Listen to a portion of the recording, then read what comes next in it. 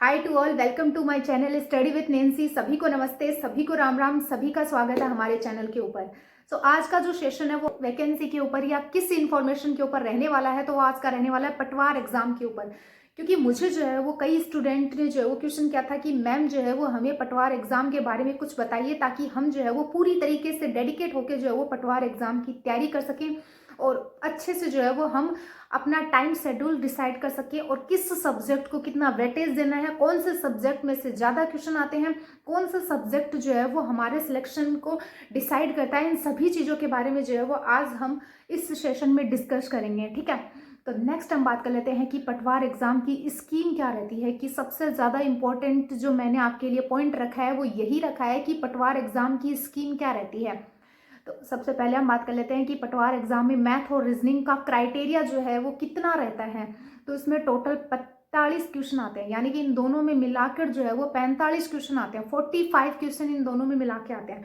Reasoning में और math में कैसे आ जाते हैं कि मैथ में तो 20 से 17 क्वेश्चन आ जाते हैं, रीजनिंग में 25 से 28 क्वेश्चन आ जाते हैं।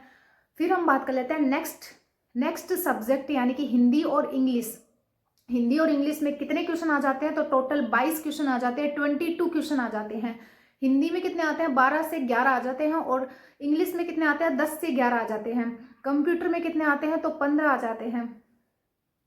कंप्यूटर में कितने आते हैं, तो कंप्यूटर में जो है वो 15 आ जाते हैं। और करंट अफेयर की बात कर लेते हैं तो मोस्ट इंपॉर्टेंट रहता है। करंट अफेयर भी इतना कोई हल्के में लेने वाली चीज़ नहीं है, तो इसके टोटल 10 क्वेश्चन आ जाते हैं, जिसमें कि इंडिया वाला जो करंट अफेयर है उसमें ज़्यादा क्वेश्चन आते हैं। 7 क्वेश्चन जो है वो इंडिया वाले करंट अफेयर से बनते हैं और राजस्थान वाले से 3 क्वेश्चन बनते हैं। नेक्स्ट हम बात कर लेते हैं कि जनरल साइंस से मोस्टली 7 क्वेश्चन बनते हैं। 7 क्वेश्चन में जो है वो बायोलॉजी से जो वो क्वेश्चन ज़्यादा आते हैं। तो मुझे नहीं लगता कि केमिस्ट्री फिजिक्स पढ़ने से कोई फायदा है, या केमिस्ट्री फिजिक्स पढ़ के अपना टाइम खराब करो, क्योंकि इसमें क्वेश्चन तो एक एक आना है। केमिस्ट्री से एक क्वेश्चन आएगा, फिजिक्स से एक क्वेश्चन आएगा, तो आपको जो है वो मोस्टली फोकस करना है बायोलॉजी के ऊपर। बायोलॉजी में आएगा 5 क्वेश्चन, तो बायोलॉजी ही पढ़ लेना। ठीक है, और एक जो है वो राजस्थान के करंट अफेयर से ज़्यादा आपको इंडिया के करंट अफेयर पे फोकस करना है, क्योंकि इंडिया के करंट अफेयर से 7 क्वेश्चन आएंगे। फिर हम बात कर लेते हैं राजस्थान जीके आएंगे, तो इसमें 30 आ जाते हैं, जिसमें कि ज्योग्राफी से 10 क्वेश्चन आ जाते हैं, पॉलिटिकल साइंस से 10 क्वेश्चन आ जाते हैं, और आर्ट एंड कल्चर यानी कि history and art and culture से जो है वो 10 क्वेश्चन आ जाते हैं। फिर हम बात कर लेते हैं इंडिया हिस्ट्री के बारे में। इंडिया हिस्ट्री से भी जो है वो अच्छे खासे क्वेश्चन आ जाते हैं, 7 क्वेश्चन आ जाते हैं। और इंडिया की पॉलिटी जो है वो उससे भी 7 क्वेश्चन आ जाते हैं, और इंडिया ज्योग्राफी से भी 7 क्वेश्चन आ जाते हैं। तो ये तो हमने जो है वो पूरे पटवार एग्जाम की स्कीम के बारे में जो है वो आपको बता दिया। हाँ, अब जो है वो हम कैसे जो है वो इस सब्जेक्ट को या इन सब्जेक्ट को कवर करेंगे, तो आप जो है वो हमारा टेलीग्राम चैनल जरूर ज्वाइन कर लेना, क्योंकि करंट अफेयर के नोट्स आपको हमारे टेलीग्राम चैनल पे मिल जाते हैं।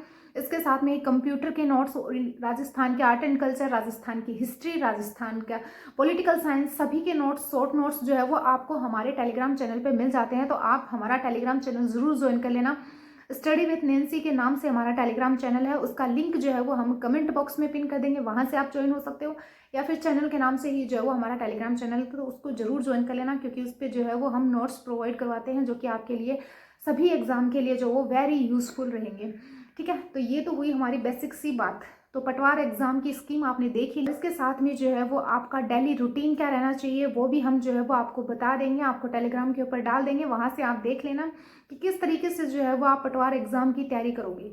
ठीक है, तो मोस्टली क्या होता है कि हमें जो है वो भटकना नहीं है, हमें एक ही चीज़ फॉलो करनी है, और उसी चीज़ का जो वो बार बार रिवाइज करना है, और उसी चीज़ से जो है वो मतलब ऐसे ट्रस्ट रखना है कि हमें जो है वो इस चीज़ से जो है वो कोई भी क्वेश्चन आए तो वो हमारा गलत नहीं होना चाहिए।